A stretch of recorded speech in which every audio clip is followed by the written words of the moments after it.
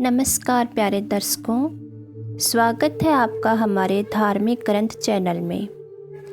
आज मैं आपको सुनाने जा रही हूँ एक ऐसी कथा जो केवल कहानी नहीं है बल्कि एक जीवंत शिक्षा है।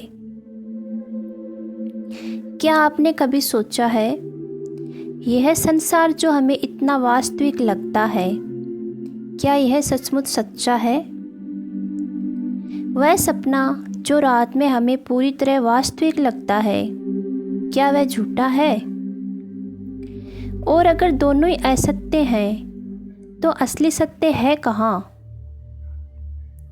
इन प्रश्नों का उत्तर हमें मिलता है राजा जनक की अद्भुत जीवन गाथा से।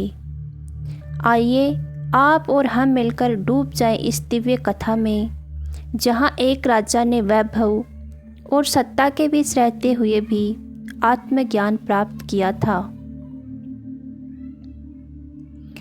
मिथिला नगरी एक समृद्ध राज्य, जहाँ सुख और समृद्धि चारों ओर फैली हुई थी। वहीं शासन करते थे महान राजा जनक।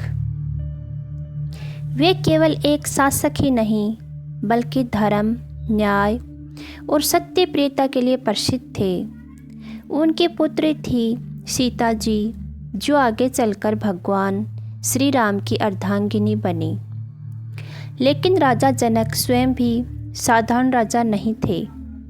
इतिहास उन्हें याद करता है विदेह जनक के रूप में, यानी वह राजा जो देह में रहते हुए भी देह के मोह से मुक्त हो गया था। एक दिन जनक दरबार में बैठे थे। अपार वैभव सामने था, रतन जड़ित सिंहासन, सोने के खंभों वाला दरबार, चारों ओर सेवक, गंधर्वों जैसी नर्तकियाँ। तभी एक महान संत वहाँ पहुँचे। उन्होंने दरबार में प्रवेश कर राजा से कहा, राजन, यह सब कुछ क्षण भंगुर है। आप जो सोने चांदी से भरा हुआ है, कल राख हो सकता है। राज्य, परिवार, शरीर सब मिट जाने वाला है। सत्य केवल आत्मा और परमात्मा है। यह वचन सुनते ही राजा जनक का हृदय कांप उठा।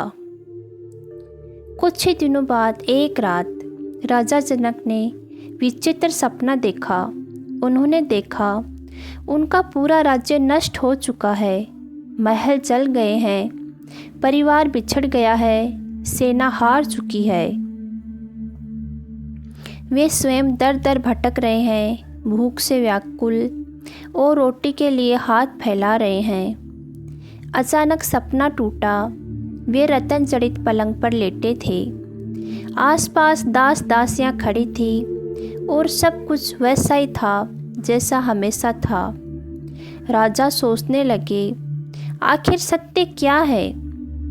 क्या वह सपना सच था जिसमें मैं भिखारी बन गया था, या ये जागरण सच है जिसमें मैं सम्राट हूँ? उनका मन बेचैन हो उठा। राजा जनक तुरंत ऋषियों के पास पहुँचे और बोले, गुरुवर, मैं उलझन में हूँ। सपना और जागरण दोनों ही वास्तविक प्रतीत होते हैं, लेकिन दोनों ही बदल जाते हैं। तो असली सत्य कहाँ है?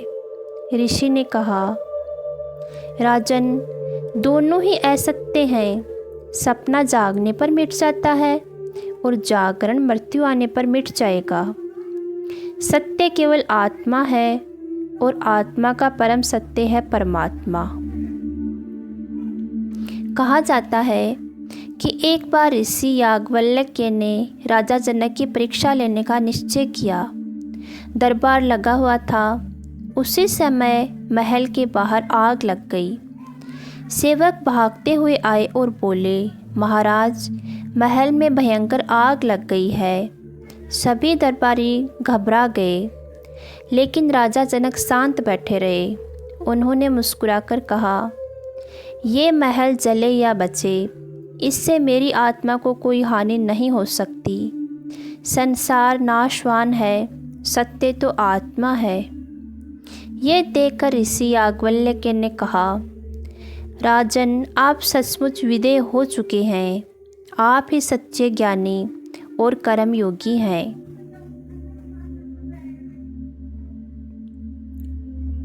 ऋषि ने कहा, राजन, यदि राज्य छिन जाए तो?